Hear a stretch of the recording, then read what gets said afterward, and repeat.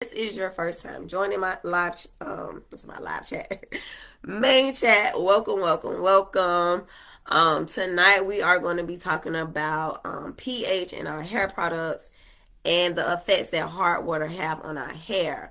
This is a continued conversation that we had not last week, because I did not go live last week, but the week before last, which was March 26th, and we talked about understanding pH. And so, just to give a brief overview of what that was, but the replay is available on Coach Cheryl Curl's page. So, if you're not following, be sure to follow this page so you can stay up to date on all of my posting and lives and replays. And as I share, Facebook is now deleting any lives that are past 30 days. So I do download them and then repost them on the page so that you can stay up to date on what we have been talking about from week to week. And so the purpose is to basically build a foundation from week to week on understanding our hair. So we are on part 8, which is the product pH the pH in our products, and then also how that how our hair is affected by hard water. So just to kind of recap from last week, we talked about what is pH, and pH is a measurement of ions in a water-based solution, and it can have a positive charge, which is called a cation, or it can have a negative charge, which is an anion. Our hair naturally has a slightly negative anion, and so our hair responds in a positive way to negative and negative anions, which kind of like opposites attract. So our hair is slightly negative, and then it responds better with positive. So negatives attract.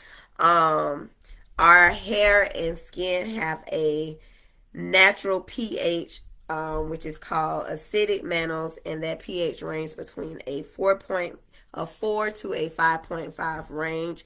And so when we're talking about our hair pH and our skin and the products we use, and we want to kind of stay within that range, because when we're using products that are low pH, it can have a effect on our hair shaft, and it constrict our cuticle layers.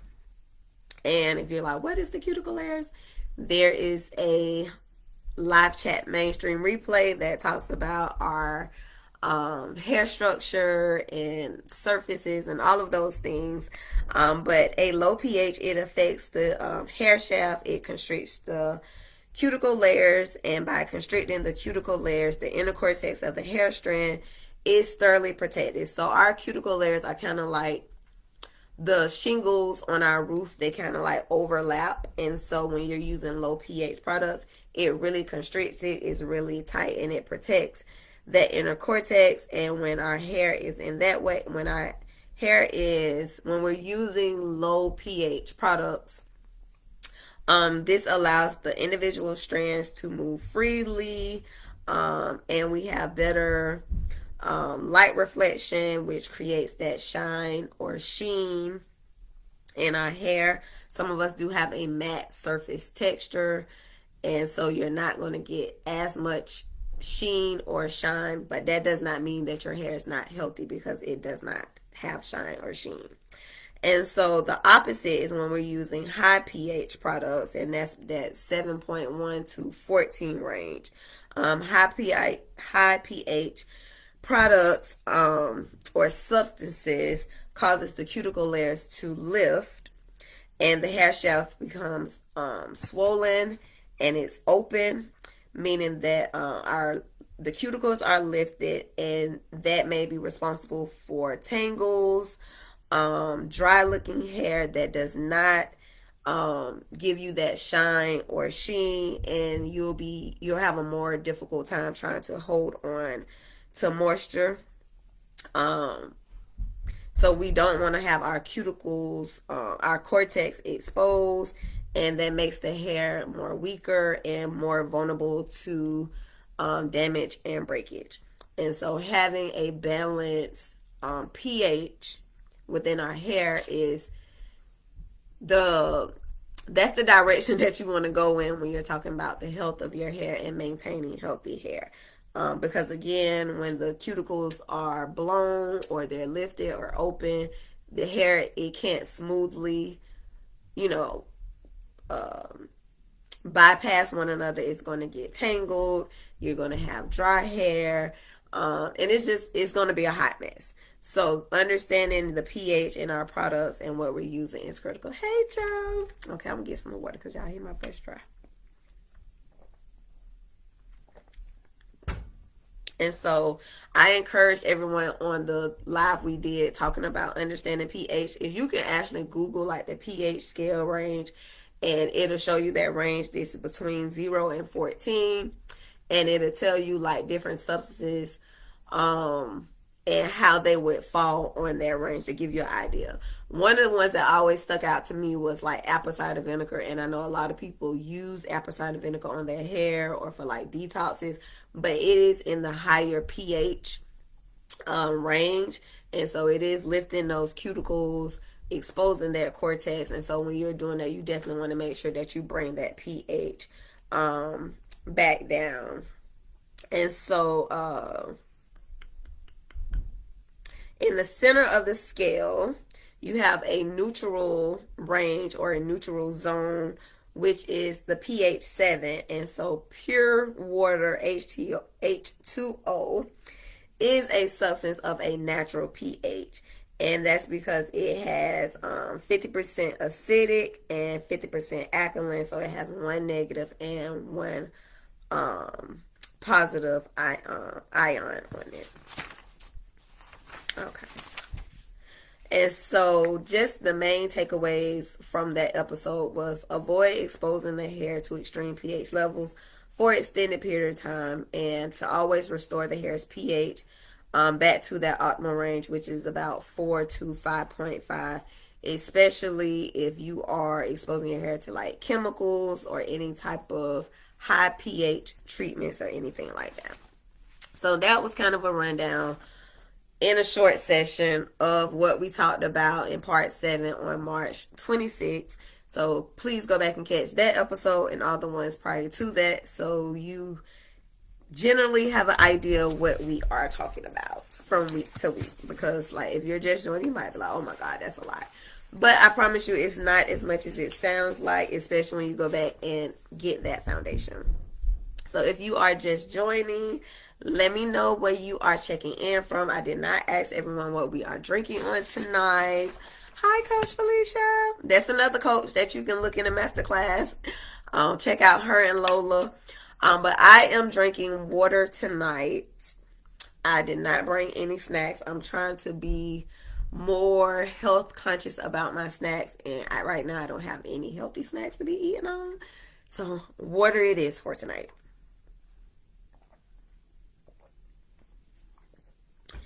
Whew. All right. So, pH in our hair products and the effects of hard water.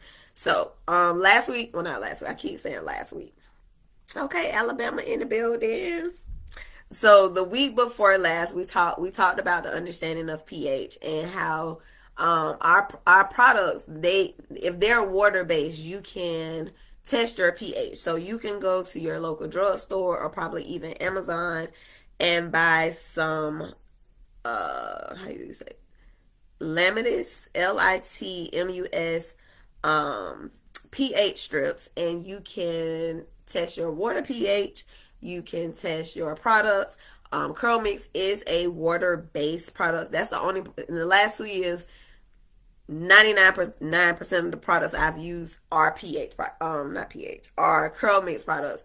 And I remember watching a live that Kim was doing, and she was talking about how she's very intentional about the type of ingredients and products that she put in their products, and that she did not, I can't remember the range, but I want to say like she was like, I don't want anything that's higher than a 5 when it comes to like the ingredients and things like that that she put into her products. And so I know that Curl Mix is a great product. I know they are a great brand. And so you can test the products with the pH strips just for GP purposes. And I was supposed to go buy some strips so that I could test just, just because you know better, you do better. But you can buy pH strips, and I'm pretty sure they're on Amazon, your local drugstore, Walgreens, Walmart, and test them, including your tap water. And so that's just one way so you can know what you're putting in your hair, because again, you don't want your products to have too high of a pH. And doing that consistently is going to have negative effects on your hair if your goal is healthy hair. So maintaining the correct pH balance in your products is vital to the health of your hair. Imbalances in your pH again can damage the hair protein structure within the cortex. Just going back, our hair fibers, our hair is made up mostly of different types of protein. And so protein is extremely important when we're talking about the appearance of our hair, the strength of our hair, the quality of our hair. That pH can disrupt that protein structure. So you definitely, and so that's the importance of making sure that you're using well balanced pH products and have a well balanced pH product routine. And so let's talk about our shampoos and conditioners. So our shampoos are formulated with a higher pH, which can range. I have 4 to 6, but depending on the type of shampoo, because there are different types of shampoos, it can range anywhere from like a 4 to probably about an 8. And then your conditioner is going to have a lower pH in that 3.5 to 5 range, and it's going to help bring that pH down. So using shampoos and conditioners of the same line is going to help you maintain that balance in pH when you're talking about your shampoos. When you're talking about cleansing your hair, we know that conditioner is important because it does put back all of those emollients and those lipids and those things that our hair needs to really capture the moisture and then seal it in. That's where that conditioner comes in at. And so that's going to be your lower pH product when we're cleansing and conditioning. And so that conditioner is going to constrict and again smooth those cuticles down. It's going to seal in that moisture and prevent moisture loss, which that's what we all want. We want our hair to maintain that moisture for a good 7. My goal, I say wash your hair every 7 days. But try not to go no longer than 14. Like that's the max. You once you get your hair in a hydrated state, you want to keep it in a hydrated state. It's best to have a consistent wash day routine. 7 to 10 days ideal, but try not to go any longer than 14.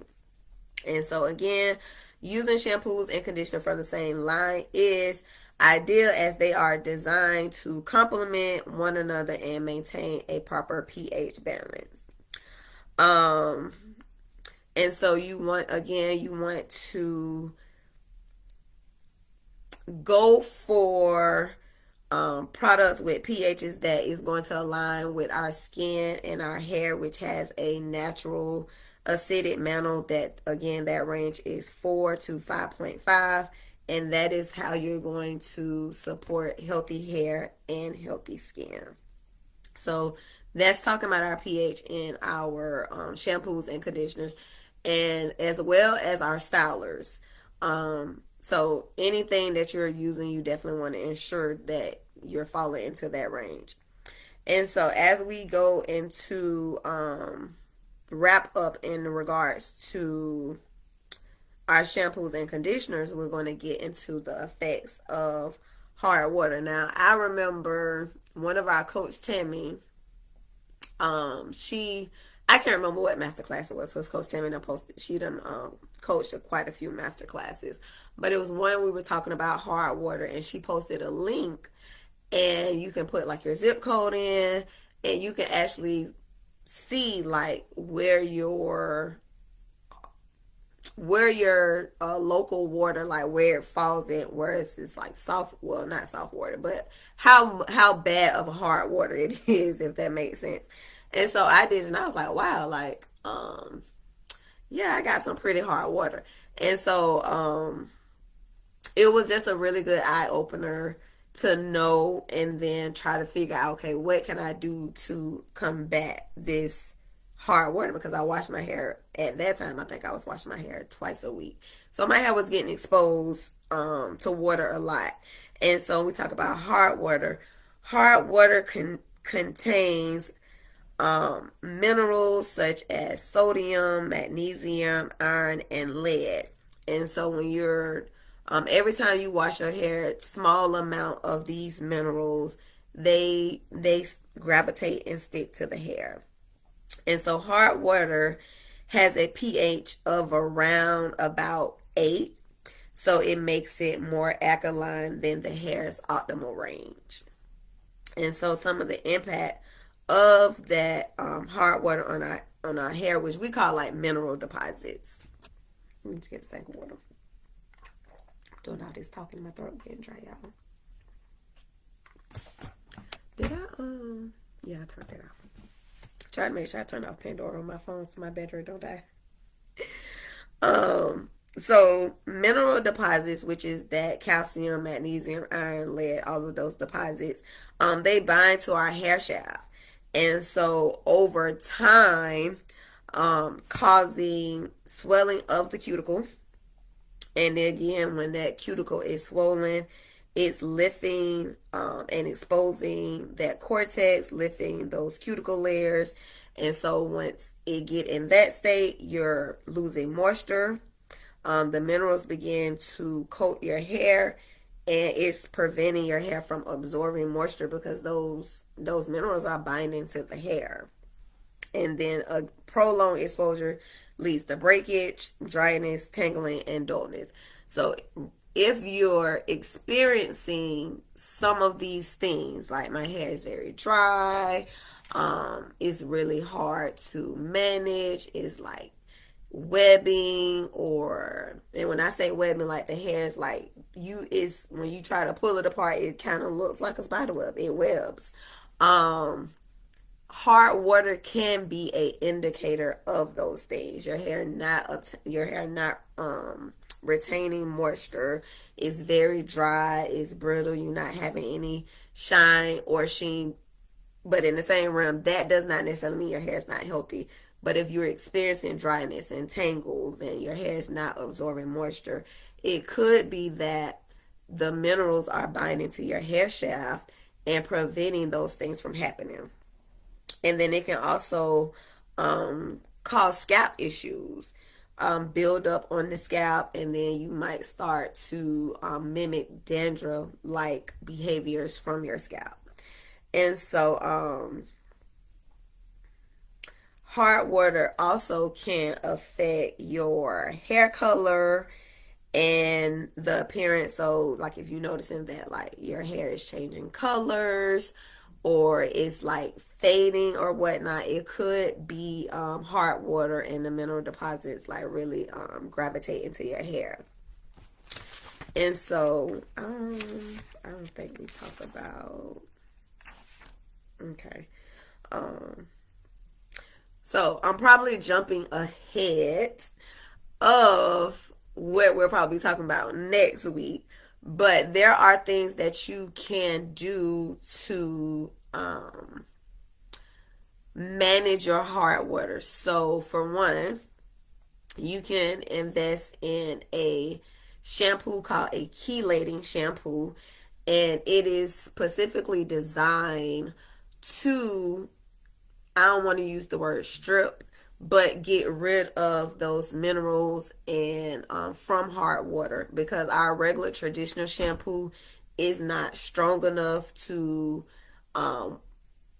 wash away the calcium, magnesium, and iron and things of that nature. So you need something that's a little bit stronger. So they have chelating shampoos.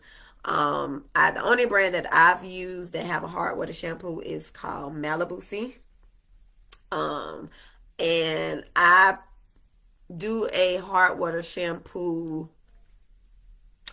maybe once every 3 months because I typically go see my stylist.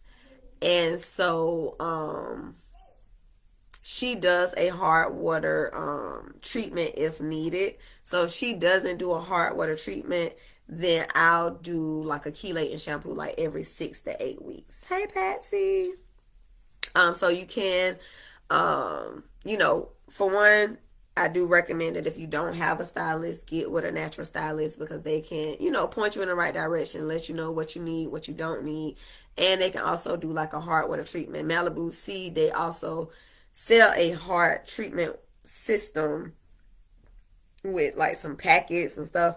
I've never done that. So if you decide that that's a route that you want to go, definitely make sure you read the instructions and find out, the proper way of how to do it. You can also invest into like a filtered shower head, and it kind of like filters out those deposits as you're like cleansing, and of course it's going to be good for your body and your hair. So those are just some of the ways that you can try to combat hard water, because and then that's like the cheapest ways. And then, if you got bank, you can redo your whole water system and get one of those soft water tanks and whatnot. So most of us have hard water, but I think a lot of us don't realize the effects that it can have on our natural hair. And some of the things that you may be experiencing, you like, oh my God, I'm doing all of these things and my hair is just doing the most. That possibly could be one of those things, which is the hard water. So making sure you're using great formulated products, your shampoos and your conditioners. Hi, Coach Rosa. So making sure you're using great formulated shampoos and conditioners, preferably of the same brand. Now I'm so not guilty because I use all of Curl Fresh products, and so I might use the Luscious Lotus shampoo followed with the Protein Mint conditioner. And I feel safe doing that because I know that Curl Mix is very intentional about their products, and Kim is not going to give us something that she's not going to use on her hair. Hi, Miss Joyce. So I feel very comfortable mixing and matching because I know off the dome that my shampoo is going to have a higher pH because it's a cleanser. It has detergents in it. Its job is to cleanse my hair. Depending on the type of shampoo I'm using, it may, give it that extra stripping. And I don't like to use the word stripping when I'm talking about Curl Mint shampoos, because when I tell you the first time I used the Curl Mint shampoo, I was rinsing my hair for like 20 minutes. I'm talking about after I rinsed the shampoo out, because I was like, hold up, my hair has never felt this hydrated or soft from shampoo. Like, I've always shampooed and my hair felt very dry. So I was like, I don't think I rinsed it out all the way. And I'm rinsing and rinsing and rinsing. So I know they use great shampoos, but they do have some that can be a little bit more clarifying or deep cleansing, and then going behind it with the conditioner. So I feel safe using different shampoos and conditioners from the Curl Mix collection as a whole. I don't know if I would feel that way if I was using other brands. So depending on what you're using, just be mindful of trying to stay within using sticking with the same brand of the product line until you become familiar, or you go buy the laminate strips and you begin to test the products of the test your pH in your products. But yeah, so those are the effects and impacts that using high pH products have on your hair. And then on top of that, the hard water is in that higher pH range, so it's an 8. So hard water has a pH of around an 8, and our normal pH range is about a 4 to a 5.5. So that kind of gives you an idea of what that range looks like. But I highly recommend that you probably go Google like pH range, and you will see the chart, because I have it somewhere in my phone. But I feel like it's very helpful, and it gives you a visual, and then you start thinking about some of the things that people put in their hair. It's like, you can't tell people how to do hair, and that's one of the things that I emphasized in my very first episode, was that at the end of the day, our hair is unique. Our experience is going to be unique. And what works for one is not going to work for all. So, what I do to my hair, the products that I'm using on my hair, and the results that it's giving me, it may not have the same impact on you and your hair. That don't mean you can't try it out and see how it works. But if it doesn't work, then you may have to alter your routine or your product or your combination of what that looks like. But it's just to give you insight. And so that's one of the things that in the curl mix community I love, because we're always sharing our combination and our favorite lines and our favorite products. And most of us, we go out and buy and we try these combinations. And for some it worked, and for some it don't. Like there's a few combinations that I've tried because like they had bomb curls, it was shiny, it was just ooh. And I did, and I was like, my hair don't look like that. Mine get the same results. So it does happen, but I'm a firm believer that you have to try, you have to experiment, and it may not work now because your hair may not be in its healthiest state. Try it again later on down the line and see how it works out for you. So that's just my tidbits on product pH and how hard water is affecting our hair. So just some takeaways that I want you guys to take in as we get ready to wrap up. And if you have any questions about anything that I've said, any questions, please feel free to drop them in the chat.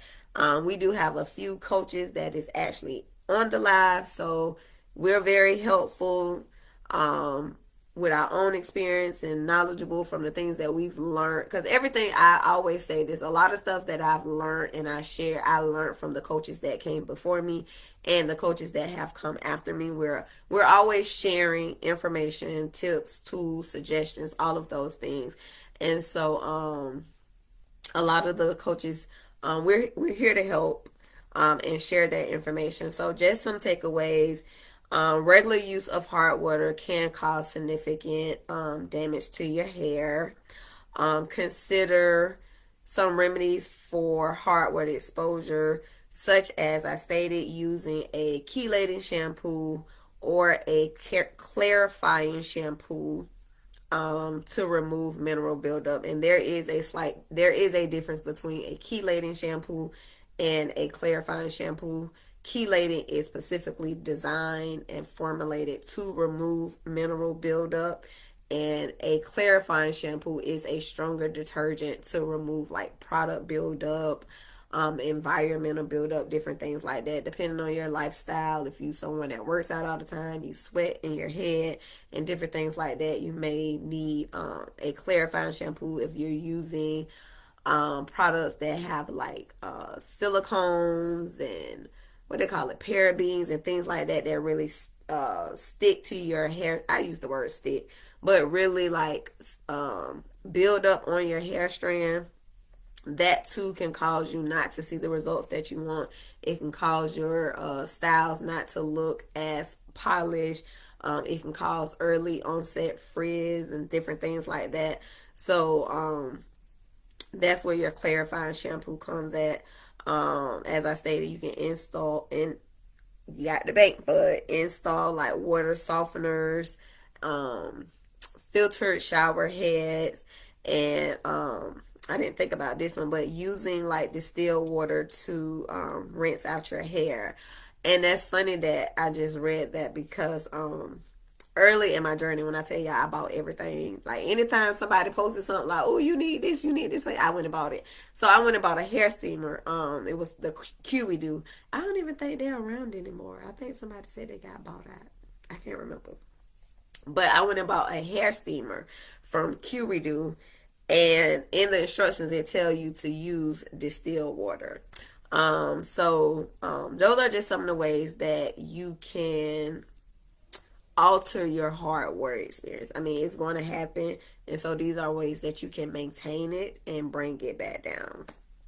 So that is my spiel for tonight. You know, my goal is always not to keep y'all longer than 30 minutes, but sometimes, what is it, 30 minutes or an hour? I think it's an hour. The goal is not to keep you guys longer than an hour, just to kind of depend on what we're talking about, how many questions and engaging that we get in the comments. And if it goes over an hour, then that just means it's a really good conversation, but try not to keep you guys any longer. So next week, we are going to be talking about hair porosity. So part 4, was it part 4? Yes. We talked about understanding our hair structure, and I really went a little in depth. I think I talk about these steps almost in every episode, but I know that I went kind of in depth in that episode. So when we talk about our D steps, we're talking about our density. We're talking about our surface texture. We're talking about our the texture, meaning the diameter and width of your individual hair strand, our elasticity, and our porosity, and then our scalp. So we'll be actually talking about the P of the D steps, which is porosity. And so if you are not sure what that is, it should be available, but if it's not, then I'm gonna have to go figure out how to get that live, because that should be deleted by now, because that was way back in. No, it's not. That one is actually pinned to my feature section. Part 4 is in my feature section from February 26th. So you can go back and catch up on that episode. But next week we'll be talking, and we're going to dive into hair porosity and how to determine your hair's ability to absorb and retain moisture and the impact that it has on your overall hair. And so that's a really good episode, especially going into this one. Actually, all the episodes, they kind of just like keep building you up as we go along. So I highly recommend that you go back and catch the previous episodes and get an insight and do a assessment of your hair, and you can start identifying what is your D, what is your S, what is your T, what is your E, what is your P, and understanding the scalp. Scalp was like my second episode, because that is the foundation of our hair. That is where our hair stems from. So that is all that I have for you guys tonight. I thank you for joining me. It is a pleasure to come here every week. I'm sorry that I missed last week, but last week I had a lot going on, and I was like, not that I can't, but I am very conscious of my self-care and mental health, and not pushing myself to do things that are going to be overwhelming. And I always want to show up and give y'all my best. And if I feel like I can't do that because I'm not mentally there, then I'm not going to show up. And so last week was one of those things. It was just a lot going on with my son. He's graduating in May, but he went to prom on Friday, so I had to get things together day by day, because I would say I'm a full-time sub, but I am a full-time sub because I have a 6-week another maternity assignment that I'm doing. And so working from 8 to 3:30, and then my kids have track practice, and then my baby girl, well, she's the only daughter, but my daughter, she went out for cheer, and we had cheer meetings and fittings, and it was just a lot. It was just a lot, and I was like, you know what? I need to take a break. And so that's what I did. But I am here. I thank you guys for joining me. Thank you for engaging. For those that are curl mixes, that are in the curl mixer community, I am going to do better by posting, because with the masterclass really helps me post more and be more engaged. But I'm trying to do better with that. But yes, I'll see you guys in the group. Make sure you follow me on this page, Coach Trail Curls. I share nighttime routines as I would in the curl mixes group. Demonstrations. I kind of go live sometimes on Sundays and do my kids' hair, while we kind of like have like live chats about you know how to be in when you be in a salon and y'all be talking about all kind of stuff. That's kind of like what my Sunday lives be like. But you know, check me out. Join the Curl Mixes community. It's one of the best communities out there. I haven't been a part of any other communities, but the Curl Mixes community is the best. So that is all I have for you all tonight. Let me double check the chat. Make sure I don't miss anything. Okay, that was it. So you guys have a beautiful, have a wonderful Wednesday night. Make sure you get dressed. Make sure you stay hydrated. Remember, hydration starts from the inside and not necessarily once we get in the shower, but that is a good place for you to hydrate your hair as well. And yes, so I will see you guys on the next one. Until next time.